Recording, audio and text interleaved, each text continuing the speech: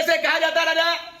कि हिंदुस्तान के अंदर में हमारे राजपूत समाज पर कर थे और बावनोगढ़ में आप लोगों के पास में जो रियासतें थी ठाकुर साहब जी, अब ऐसा याद रखना राजा कि तुम्हारे पूर्वजों के पास में 568 साहब जी, आज हमारे ठाकुरों के पास में वल्ली मात्र 24 रियासतें हैं और जब वो काम खत्म ही नंबर पे आए। बिल्कुल सही बात है। कारण क्या है कि आज हम राजपूतों को राजपूत नहीं कह पाते, छत्री को छत्री नहीं कह पाते, राजा को राजा नहीं कह पाते। ताऊ जी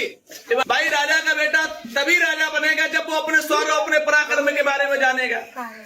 तपे सुरी सो राजे सुरी और राजे सुरी सो नरके सुरी, दत्ता जी नरके सुरी को खातो निमंगन ने खोला को बताओ, राजे सुरी तो बनेंगे पर नरके सुरी पहले बनेंगे पहले। इसके वजह से लंबरदार जी आज हमारे राजतंत्र में, इस लोकतंत्र में, मानव जाति के अंदर में हमेशा एक बात को याद रखना ठाकुर साहब कि हिंदुस्तान के अंदर में 6775 जातियां, 1560 भाषाएं बोली जाती हैं। एक जाति छत्री की जिससे हमारा लगाव जी नट बाट जगह यही 3 ठाकुरों के हमेशा से आते रहे और इसके अलावा ताऊ जी कोई द्वार पे आने की प्रोसेसिंग नहीं करता रहा। हम लोगों का कर्म यह था कि राजा के दरबार पे जाना, राजा को मोहित करना, उनको पराक्रम अपना प्रोग्राम दिखाना।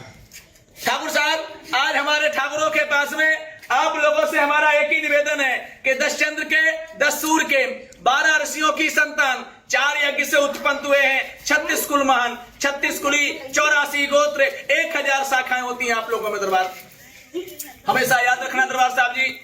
राजपूत का मतलब क्या होता है कि जो अपने पराक्रम, अपने तेजस्व से अपनी समाज की प्रतिष्ठा और अपने पूर्वजों की मर्यादा की